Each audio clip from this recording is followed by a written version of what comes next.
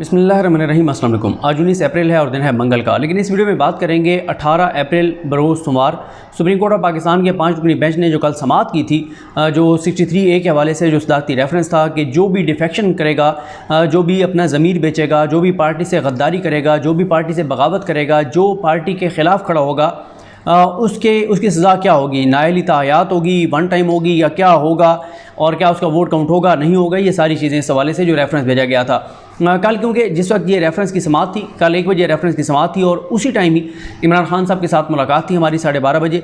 वहाँ पहुँचना था बनी गाला, तो मैं तो कल शरीक नहीं हो सका था समाअत में। लेकिन आबिद अली रईन साहब जो कि सीनियर सहाफ़ी हैं, हमारे उस्ताद भी हैं, उन्होंने कल इस समाअत को कवर किया और उन्होंने ये मुझे सारी ख़बर जो है वो भेजी। तो ये मैं उनकी ख़बर से आपको बता रहा हूँ और इससे ज़रा आपको अंदाज़ा होगा कि कल जो रिमार्क्स आए उनका बैकग्राउंड क्या था, तनाजुर क्या था। जो इमरान खान साहब ने शिकवा किया, उसका जो जवाब आया, वो जवाब किस हद तक इत्मीनान बख्श है नहीं है, वो ज़ाहिर फ़ैसला आपने करना है।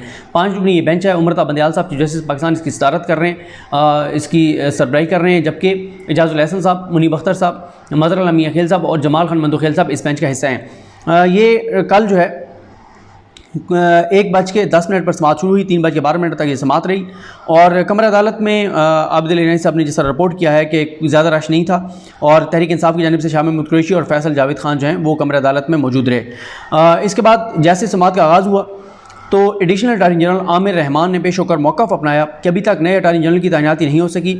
इसी वजह से गुज़िश्ता हफ्ते भी इल्तवा की दरख्वास्त दी थी। अब भी वही सूरत हाल है। अगर अदालत मुनासिब समझे तो नए अटारनी जनरल की तैनाती का इंतज़ार कर लिया जाए, क्योंकि 3-4 रोज़ में नए अटारनी जनरल की तैनाती का इम्कान है। जिस पर चीफ जस्टिस ने कहा कि सदारती रेफरेंस में अटारनी जनरल के दलाइल मुकम्मल हो गए थे, यानी खालिद जावेद खान साहब के दलाइल मुकम्मल हो गए थे। नए अटारनी जनरल ने कोई मौक़िफ़ देना होगा तो वो बाद में दे देंगे। मुस्लिम लीग नून के वकील मखदूम अली खान ने भी दलाइल मुकम्मल कर ली हैं। अदालत चाहती है कि सदारती रेफरेंस को चलाना चाहिए। इस मामले में एक दरख्वास्त तहरीक इंसाफ के चेयरमैन इमरान खान ने भी दायर किया है। इस दौरान वकील बाबर अवान ने इस्तदा की कि तहरीक इंसाफ की दरख्वास्त पर फ्रीकैन को नोटिस कर दें, जिस पर चीफ जस्टिस ने कहा कि दरख्वास्त जिस इशू से मुतल्लिक है उस पर अदालत में बात हो रही है, पहले से हो रही है। जिनको नोटिस करने हैं वो तमाम फ्रीकैन अदालत में पहले से मौजूद हैं। यह आइनी बहस का मुकदमा है। चीफ जस्टिस ने कहा कि सदारती रेफरेंस आया है, उस पर समाअत को आगे चलाएंगे। इस दौरान एडवोकेट जनरल इस्लामाबाद नियाज़ुल्लाह नियाज़ी ने उन्होंने दलाइल का आगाज़ किया। उन्होंने पनामा केस में सुप्रीम कोर्ट के फैसले का हवाला देकर कहा कि फ़ैसले में जस्टिस अज़मत सईद शेख की राय बिल्कुल वाज़ेह है। उन्होंने मौक़िफ़ अपनाया है कि वोट जो है पार्टी की अमानत होता है। ये नियाज़ुल्लाह नियाज़ी ने आगे फिर मौक़िफ़ अपनाया कि वोट पार्टी की अमानत होता है, पैसे लेकर ज़मीर नहीं बेचा जा सकता। अगर किसी का ज़मीर जागता है तो उसे रुकनियत से मुस्ताफ़ी होकर आवाम के पास जाना चाहिए। वोट पार्टी का होता है, इसलिए उम्मीदवार पार्टी पॉलिसी के मुताबिक वोट देने का पाबंद है। ये वो सारी बात कर रहे हैं उन मुनहरिफ अरकान के हवाले से जिन्होंने ज़मीर बेचा, जिन्होंने जो है वो अपोजिशन उस वक्त की जो थी उसके साथ मिलकर और इमरान खान की हुकूमत गिराई। नियाज़ुल्लाह नियाज़ी कहते हैं कि आज जिस तरह का सियासी इस्तेकाम है, हर वोटर अदालत की तरफ देख रहा है। एडवोकेट जनरल इस्लामाबाद ने मज़ीद कहा कि करोड़ों रुपए लेने वाला कानून साजी कैसे कर सकता है। ऐसे तो पैसे देकर अरकान असम्बली से मुल्क मुखालिफ कानून साजी भी कराई जा सकती है। कि जिस तरह से ये कर रहे हैं पैसे लेकर सिंध हाउस में जो कुछ हुआ, ये तो कल को कोई भी पैसे देकर पाकिस्तान के ख़िलाफ़ कानून साजी जो है वो करवा सकता है। एडवोकेट जनरल का मज़ीद कहना था कि इस्लामाबाद और पंजाब में जो हालात हैं वो सबके सामने हैं। उन्होंने कहा कि तमाम स्टेक होल्डर्स अदालत की जानिब देख रहे हैं। ये अमल छांगा मांगे से शुरू हुआ, मरी में लोगों को ले जाया गया, अब तो मुनहरिफ अरकान अवाम में भी नहीं जा सकते। इस दौरान जस्टिस जमाल खान मंदोखेल ने कहा कि कुछ लोग चाहते हैं इनहराफ की इजाज़त हो, कुछ चाहते हैं ना हो। यानी जो उस वक्त की अपोजिशन है, अब हुकूमत वो कहते हैं इनहराफ की इजाज़त होनी चाहिए, ज़मीर फरोशी की इजाज़त होनी चाहिए, पार्टी से बगावत की इजाज़त होनी चाहिए, जबकि कुछ लोग कहते हैं कि नहीं होनी चाहिए। आजकल आसान तरीका है, ये जमाल खान मंदोखेल कह रहे हैं, जस्टिस जमाल खान मंदोखेल साहब कहते हैं आजकल आसान तरीका है 10,000 बंदे जमा करो, कहो कि मैं नहीं मानता। जस्टिस जमाल खान का कहना था कि इसमें कोई दो राय नहीं कि वोट बेचना बिल्कुल गलत है। पार्लियामेंट ने 3 बार तरमीम की, लेकिन इस आर्टिकल में तब्दीली का काम नहीं किया, तो हम क्यों करें।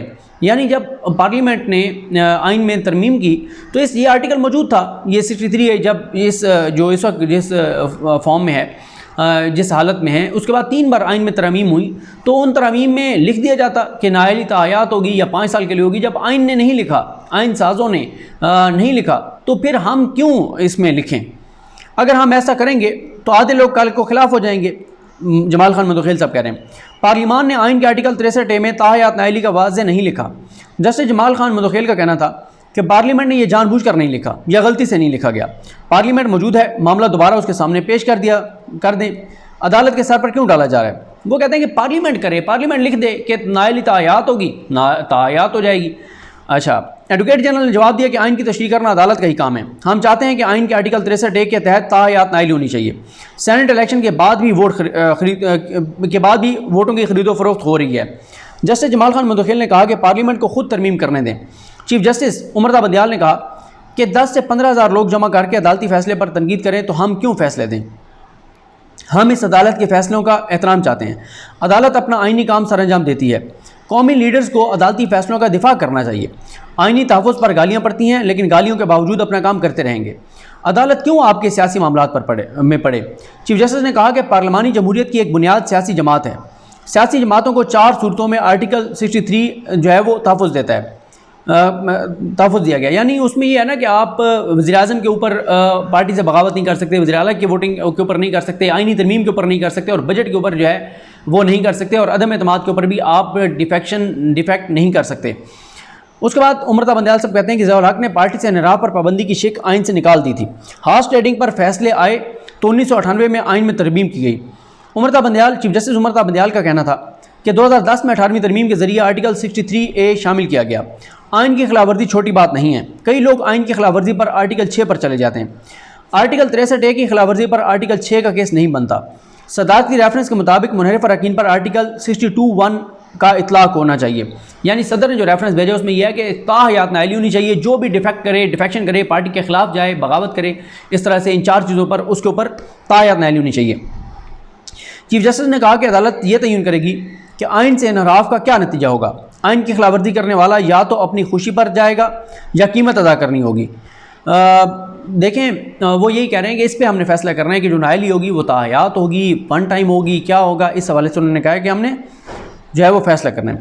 एडवोकेट जनरल ने मौक़िफ़ अपनाया कि पार्टी से इनहराफ रुकन असम्बली के हलफ की खिलाफवर्जी है।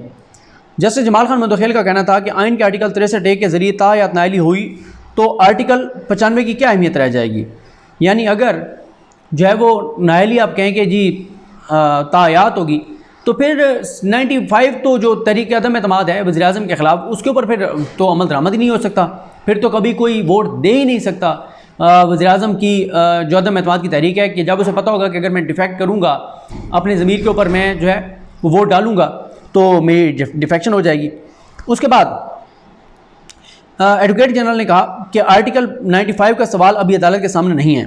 जस्टिस जमाल खान मुंतखिल ने सवाल किया कि क्या अदालत अपनी तरफ से ताहयात नायली शामिल कर सकती है। एडवोकेट जनरल ने जवाब दिया कि आइन के आर्टिकल 62(1)F की तशरीह में अदालत ताहयात नायली करार दे चुकी है। वो कहते हैं कि वहाँ पे भी तो यही हुआ, आइन में नहीं लिखा हुआ था कि 62(1)F के तहत नायली ताहयात होगी, तो वहाँ पे भी तो आपने ताहयात नायली की। एडवोकेट जनरल इस्लामाबाद के दलाइल मुकम्मल हुए तो तहरीक इंसाफ के वकील बाबर रहमान ने दलाइल का आगाज़ करते हुए कहा कि पाकिस्तान तहरीक इंसाफ की दरख्वास्त का मेमो देख लें। बाबर रहमान ने मज़ाहन कहा कि दरख्वास्त का मेमो गेट से तल्लुक़ नहीं। जस्टिस जमाल खान मुंतखिल ने कहा कि अब गेट बंद करना होगा। बाबर रहमान ने जवाब दिया कि गेट बंद करने का मौका था लेकिन ज़ाया कर दिया गया। बाबर रहमान ने दलाइल जारी रखते हुए कहा कि इस वक्त सिर्फ वज़ीर-ए-आज़म हैं, यानी शहबाज शरीफ हैं, वज़ीर-ए-आज़म हैं, काबीना नहीं है। मुल्क में 8 दिन से कोई हुकूमत नहीं है, ना अटॉर्नी जनरल है, ना वफाकी वज़ीर कानून है। हुकूमत की जानिब से कौन दिफा करेगा। इस पर चीफ जस्टिस उमर ता बंदियाल ने कहा कि PTI को नोटिस सदारती रेफरेंस में किया गया था, अभी तहरीक इंसाफ की दरख्वास्त की बारी नहीं आई। चीफ जस्टिस ने बाबर रहमान से इस्तफसार किया कि क्या आप साबिक अटॉर्नी जनरल खालिद जवेद खान के दलाइल अपनाएंगे, अडॉप्ट करेंगे। बाबर रहमान ने जवाब दिया कि खालिद जवेद खान के दलाइल किसी सूरत नहीं अपनाऊंगा, क्योंकि साबिक अटॉर्नी जनरल ने दलाइल में कलाबाजियाँ खाई थी। जिस पर अदालत ने बाबर रहमान से कहा कि वो सदारती रेफरेंस पर अपने दलाइल दें, तो बाबर रहमान ने कहा कि उन्होंने तहरीक इंसाफ के वकील अली ज़फ़र से मुशावरत करनी है, इसलिए सदारती रेफरेंस पर दलाइल के लिए कल तक का वक्त दे दें, कल मैं इस पर दलाइल दूँगा। यानी आज वो दलाइल इसके ऊपर देंगे। और ये भी मैं आपको बता दूं कि आज भी शायद जो है वो मैं सुप्रीम कोर्ट ना जा सकूं, क्योंकि आज भी मेरी एक अहम मुलाकात है। तो इसलिए आज भी आबिद अली रहीन साहब जो रिपोर्ट करेंगे इंशाल्लाह उससे मैं आपको अपडेट करूंगा। उसके बाद अदालत ने बाबर रहमान को कल दलाइल देने की इजाज़त दी, तो बलूचिस्तान नेशनल पार्टी के वकील मुस्तफ़ा रमदे ने दलाइल का आगाज़ किया। तो चीफ जस्टिस उमर ता बंदियाल ने कहा कि रेफरेंस PTI हुकूमत का नहीं, सदर पाकिस्तान का है, और सदर पाकिस्तान का रेफरेंस बरकरार है, जिसे हर सूरत सुनेंगे, और ये अदालत आर्टिकल 63A पर अपनी राय भी देगी। मुस्तफ़ा रमदे ने दलाइल में कहा कि सदर मुमलिकत ने रेफरेंस में अदालत से आइन दोबारा लिखने का कहा है, हालांकि आइन का आर्टिकल 63 बिल्कुल वाज़ेह है। मुस्तफ़ा रमदे ने सवाल उठाया कि क्या अदालती इख्तियारात में कमी की आइनी तरमीम पर पार्टी पॉलिसी से इख्तिलाफ जुर्म होगा। यानी वो कह रहे हैं कि अगर कल को कोई पार्टी आइनी तरमीम ले आती है कि हमने जो सुप्रीम कोर्ट के इख्तियारात हैं उसको कम करना है, तो अगर कोई रुकन कहता है कि मैं इस पर वोट नहीं दे सकता क्योंकि ये तो सुप्रीम कोर्ट के इख्तियारात में मुदाखलत है, तो क्या उसके ऊपर डिफेक्शन लगा दी जाएगी। इस पर जस्टिस मुनीब अख्तर साहब ने कहा कि आइनी तरमीम में वोट ना देना और मुखालिफ पार्टी को वोट देना अलग अलग चीज़ें हैं। मुखालिफ पार्टी को वोट देने के लिए मुस्ताफ़ी होना ज़्यादा मोतबर है। यानी ये क्या है कि कोई आइनी तरमीम हो रही है और एक रुकन ये समझता है कि मुझे इसमें तरमीम में वोट नहीं देना चाहिए तो ना दे, ये उसका भी देखा जाएगा कि उसका इफ़ेक्ट क्या होगा। लेकिन एक है कि वोट ना देना और एक है कि मुखालिफ पार्टी को वोट दे देना, तो ये दो मुख्तलिफ चीज़ें हैं। एडवोकेट जनरल मुस्तफ़ा रमदे ने जो मुस्तफ़ा रमदे एडवोकेट हैं, उन्होंने कहा कि मुस्ताफ़ी होने जैसा इंतहाई इक़दाम वाहिद हाल कैसे हो सकता है। पार्टी सरबराह की पाबंदी करना ग़ुलामी करने के मुतरादिफ है। इस पर जस्टिस मुनीब अख्तर ने कहा कि ऐसी बात से आप पार्लिमानी जमहूरियत की नफ़ी कर रहे हैं। पार्लिमानी पार्टी के फैसले से इख्तिलाफ है तो अलग हो जाएंगे। ज़िमनी इलेक्शन आज़ादी से लड़ कर वापस आया जा सकता है। तो जस्टिस इजाज़ुल हसन ने कहा कि जिसे आइन ने मुनहरिफ करार दिया है, आप उसे मुअज़्ज़ज़ कैसे बना रहे हैं। जस्टिस जमाल खान मंदखेल ने कहा कि अगर आर्टिकल 63A में ताहयात नाअहली हो जाए तो आइन का आर्टिकल 95 गैर मौसर हो जाएगा। जस्टिस मुनीब अख्तर ने कहा कि आइन के आर्टिकल 63A और 95(1) और आर्टिकल 95 एक दूसरे को कैसे गैर मौसर करते हैं। आर्टिकल 95 और आर्टिकल 63A में तवाज़ुन पैदा करना होगा। जस्टिस इजाज़ुल हसन ने कहा कि आइन का आर्टिकल 95 पार्टी से इनराफ करने के रहमो करम पर नहीं होता। जस्टिस मुनीब अख्तर ने BNP के वकील से कहा कि आप चाहते हैं अदालत करार दे कि अदम एतमाद में हर रुकन को आज़ादाना वोट देने का हक़ है। आर्टिकल 63A को आर्टिकल 62 और 63 के साथ तो मिलाकर ही पढ़ा जा सकता है। चीफ जस्टिस उमर ता बंदियाल ने कहा कि कोई शिकायत है या नहीं, क्या हो रहा है हम नहीं जानते। एडवोकेट मुस्तफ़ा रमदे ने कहा कि बदकिस्मती है जो इस्लामाबाद और लाहौर में हुआ। इस दौरान उन्होंने कहा ये बदकिस्मती है जो कुछ लाहौर और इस्लामाबाद में हुआ। इस दौरान बाबर अमान ने कहा कि वीडियो मामले पर दो रुकन इलेक्शन कमीशन गए, लेकिन कोई नतीजा नहीं निकला कि वो जो वीडियोज़ आई उसके ऊपर जो सेनेट इलेक्शन के दौरान जो यूसुफ रज़ा गिलानी साहब के बेटे वोट खरीद रहे थे वो सारे मामले पे। चीफ जस्टिस उमर ता बंदियाल ने कहा कि बाबर अवान ने जो बात की है इससे लगता है कि उनकी जमात तहरीक इंसाफ भी संजीदा नहीं है।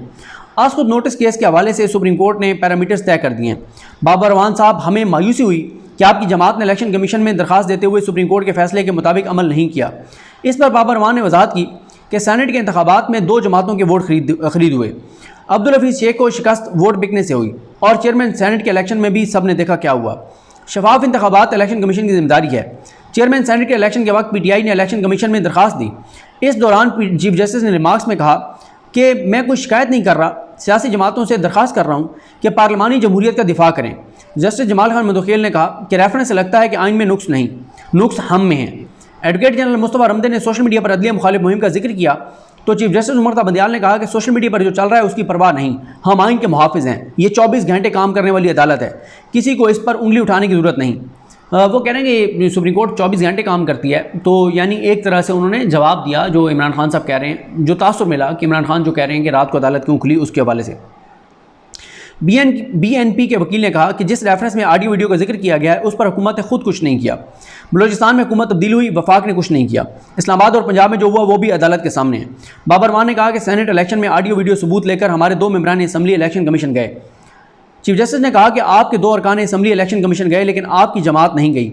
चीफ जस्टिस का बाबर अमान से मुकालमा में कहना था कि माजरत के साथ ये कह रहा हूँ कि आपकी जमात वीडियो मामले पर संजीदा नहीं थी। चीफ जस्टिस ने कहा कि हमें कहा जाता है कि आज खुद नोटिस लें। अब सुप्रीम कोर्ट आज खुद नोटिस लिए जाने के तरीकाकार तय कर चुकी है। वकील मुस्तफ़ा रमदे ने दलाइल में कहा कि अदालत को सियासी मामलात में दखलंदाजी का कहा जा रहा है। चीफ जस्टिस ने कहा कि यह पार्टी सरबराह का इख्तियार है कि मुनहरिफ रुकन के खिलाफ कार्रवाई करे। मुमकिन है कि पार्टी सरबराह कोई कार्रवाई ना करे और यह भी मुमकिन है कि इनहराफ करने वाला अपने अमल की वजाहत दे। वकील मुस्तफ़ा रमदे का कहना था कि अदालत को मफरूज़ों की बुनियाद पर गैर ज़रूरी तौर पर सियासी अमल में धकेला गया है। जस्टिस मुनीब अख्तर ने कहा कि पार्लिमानी जमहूरियत का हुस्न ही अक्सरियत होती है। इस दौरान एक और दरखास्त गुजार वकील एहसन इरफान ने दलाइल का आगाज़ किया तो जस्टिस जमाल खान मंदखेल ने सवाल किया कि अगर कोई मुनहरिफ रुकन अपने अमल की वजाहत कर दे तो फिर क्या होगा। वकील एहसन इरफान ने जवाब दिया कि वजाहत कर देगा तो फिर कार्रवाई नहीं होगी, क्योंकि आइन के मुताबिक मेंबर के पास पार्टी से इनहराफ के खिलाफ वजाहत के लिए 3 फोरम हैं। वकील एहसन इरफान के दलाइल ख़त्म होने हुए तो अदालत ने सदारती रेफरेंस की समाअत कल ये खबर थी तो आज तक जो है वो मुलतवी कर दी और आज जो है वो बाबर अमान साहब जो हैं वो दलाइल देंगे। ये समाअत का मुकम्मल अहवाल है। आज जो होगा वो आबिद अली ईरानी साहब जब रिपोर्ट करेंगे तो उस पर बात करेंगे। मुझे अपनी दुआ में याद रखें। अल्लाह करीम हम सब का आमीन। अल्लाह हाफ़िज़।